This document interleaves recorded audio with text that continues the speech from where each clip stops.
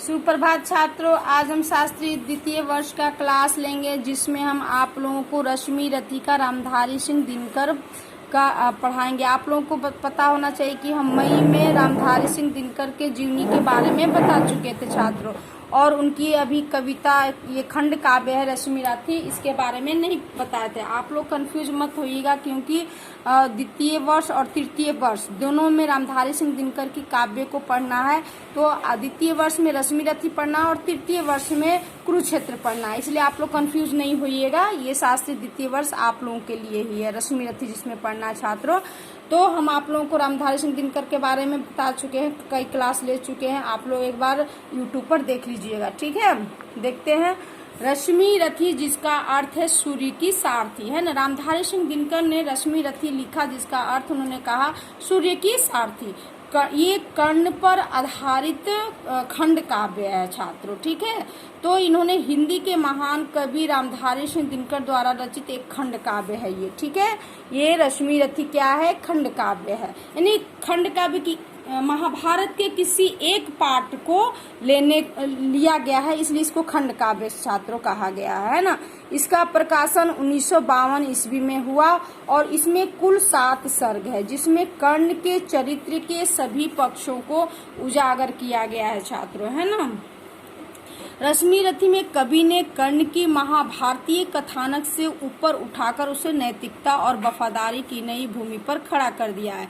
यानी कि महाभारत में जो आप कहानी को देखते हैं उसमें भी ये कर्ण का चरित्र बहुत अच्छा है, और खुद रामधारी सिंह दिनकर ने बहुत सारी बातों को, वो उन कथानकों को, महाभारत के कथा को देखकर उससे अधिक कर्ण के जो वफादारी है अपने मित्र के साथ, जो नैतिकता है, उसको उन्होंने कहीं उससे ऊपर उठाकर दिखाने की हम लोगों को कोशिश की है छात्रों। ठीक है, रश्मि रथी में कवि ने सारे संबंधों को एक नए सिरे से दिखाने की कोशिश की है।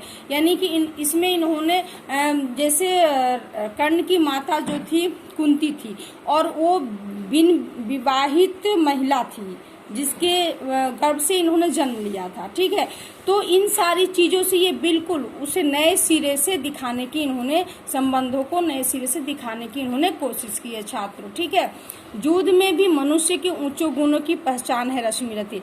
यानी कि आप जो महाभारत को पढ़ेंगे उससे कहीं ऊपर उठाकर इन्होंने, रामधारी सिंह दिनकर ने रश्मि रथी में युद्ध में जितने व्यक्ति सम्मिलित थे उनके गुणों को दिखाने की इन्होंने कोशिश की है। इसमें ये भी इन्होंने दिखाने की कोशिश की है कि यदि व्यक्ति का जन्म अवैध है तो उसकी कर्म की वैधता उससे नष्ट नहीं हो सकती। यानी कहने का अर्थ है कि अगर व्यक्ति जो जैसे कर्ण जो है बिना विवाहित माँ के पुत्र थे, ठीक है, उससे उन पर वो एक तरह से कलंक लगा हुआ था। ठीक है छात्रों, लेकिन उनकी जो कर्म शैली थी, उनकी जो कर्म था, वो उनके उस अवैधता को क्या कर दिया? खत्म कर दिया, क्योंकि कर्म की वैधता नष्ट वो नहीं कर सकता है। आदमी की पहचान किससे होती है छात्रों? आज के युग हो या कभी भी, उसके कर्मों से होती है। अगर व्यक्ति किसी भी जाति धर्म में जन्म लेता है और उसका कर्म अगर अच्छा है तो ब्राह्मण के श्रेणी में, क्षत्रिय की श्रेणी में आ सकता है। तो वही बात कर्ण के साथ थी छात्रों। कहते हैं कि अपने कर्मों से ही मनुष्य मृत्यु को प्राप्त होता है और जन्म लेता है ना।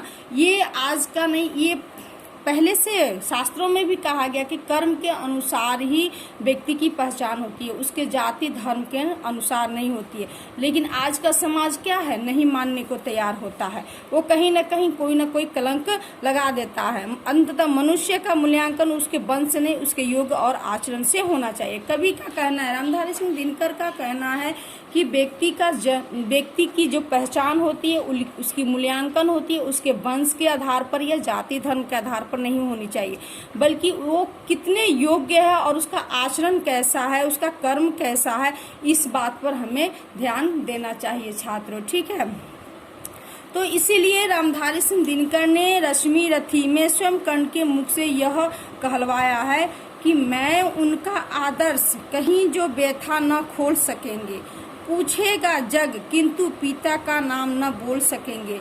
जिनका निखिल विश्व में कोई नहीं न अपना होगा, मन में लिए उमंग जिन्हें चिरकाल कल्याण होगा। यानी कि कर्ण ने अपने ही बारे में कहा है कि मैं उनका आदर्श कहीं जो व्यथा न खोल, मैं आदर्श कि जिसको भी मानूंगा, मैं अपनी व्यथा को किसके सामने खोल सकेंगे।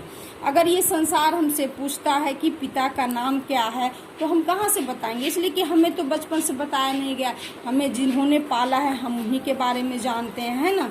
ये विश्व भी जिसकी वजह से विश्व मेरा अपना न होगा, मन में लिए उमंग जिन्हें चिरकाल कल्याण होगा। हो सकता है मेरे मन के अंदर जो खुशी है, उमंग है, वही हमारे लिए कल्याणकारी होगा। ठीक है छात्रों, इसके आगे हम आप लोगों को कल क्लास लेंगे। धन्यवाद।